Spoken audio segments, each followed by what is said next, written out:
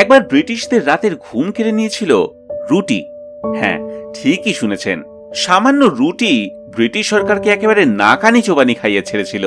1857 সালে হঠাৎ শোনা গেল যে দেশের নানান প্রান্তে নাকি ছড়িয়ে পড়ছে হাজার হাজার রুটি, দক্ষিণের নর্মদা থেকে শুরু করে উত্তরের নেপাল পর্যন্ত। সে এক অদ্ভুত কাণ্ড।